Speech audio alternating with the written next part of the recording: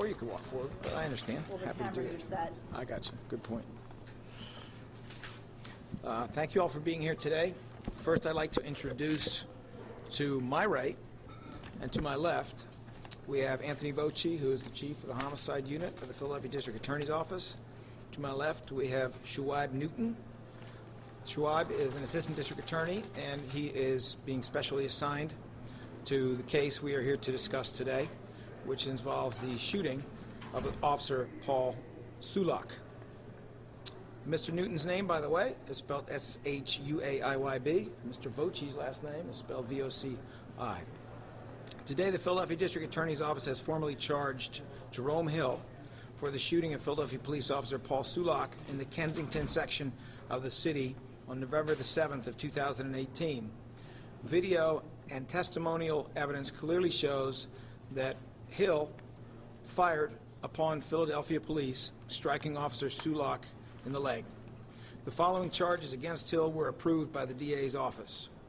2 counts of attempted murder as a first-degree felony, 2 counts of aggravated assault on law enforcement as a first-degree felony, 3 counts of aggravated assault as a first-degree felony, criminal trespass as a third-degree felony, 3 counts of violating the Uniform Firearms Act, Section 6105, which is being a felon in possession of a weapon, and Sections 6106 and 6108, which have to do with gun possession.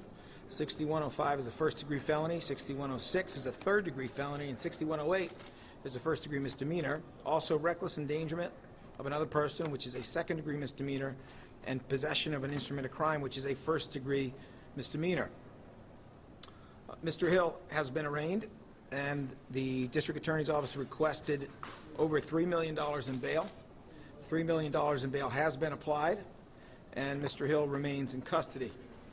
There is a second defendant by the name of James Gouthney, and that's G-A-U-T-H-N-E-Y, who has been charged with hindering apprehension, a third-degree felony, obstruction of justice, a second-degree misdemeanor, and unsworn falsification, a second-degree misdemeanor, in connection with this incident. This is an ongoing investigation. It is not clear whether these will be the final charges.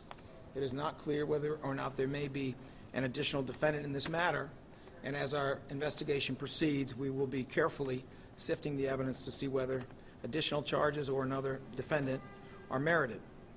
In the case of Mr. Gouthney, he has not had his bail hearing yet, but we will be requesting $1 million bail for this defendant.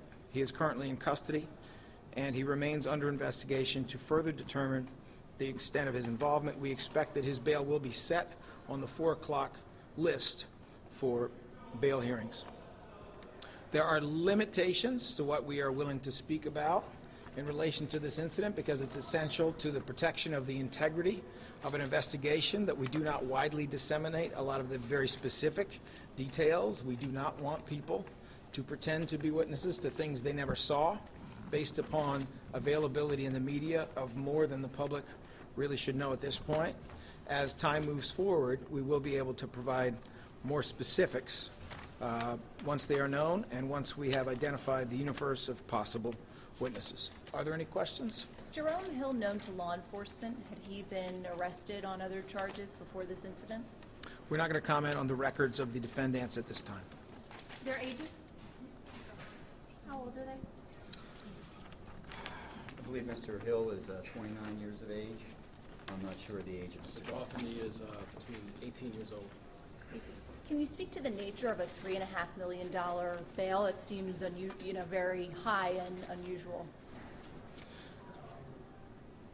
To me, it doesn't seem unusual at all. This is an extremely serious case in which someone turns and fires, turns and fires at a Philadelphia police officer.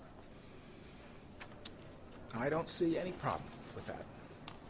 Is Mr. full bail or be responsible for the 10, 15% of this? My understanding is that he would be responsible for the 10%, so he would need over $300,000 to be able to exit custody.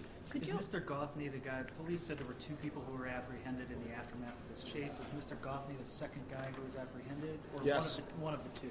Yes, Mr. Gouthney was apprehended, as was Mr. Hill.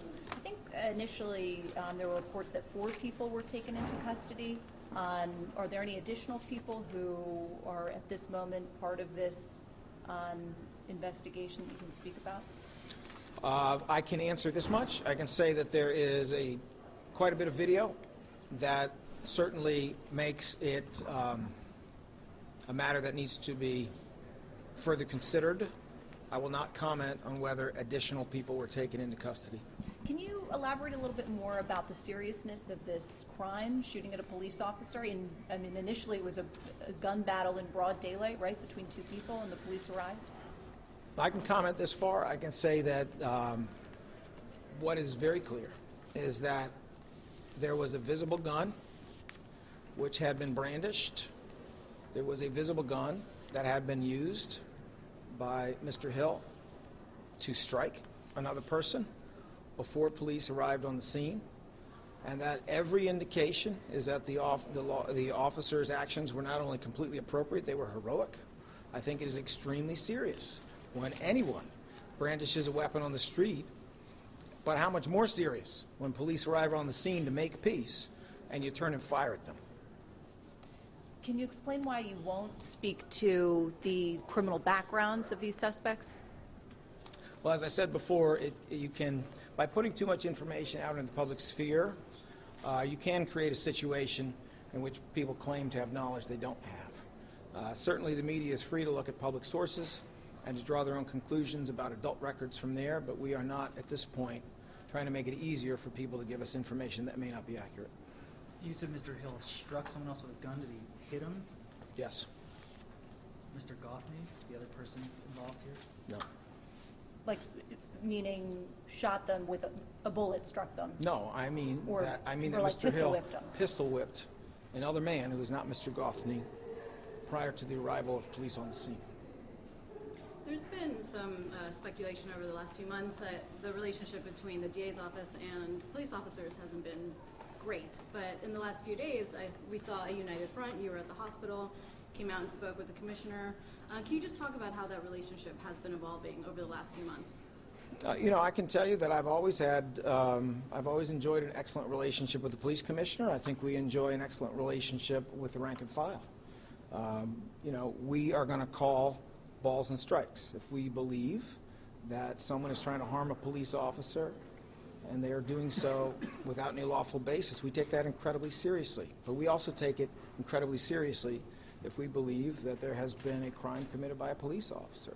What we are doing by assisting and lifting up police officers, but also holding those among them accountable, is we are elevating the position of the honest, heroic, hardworking, decent police officer. And I don't know why anybody would have a problem with that.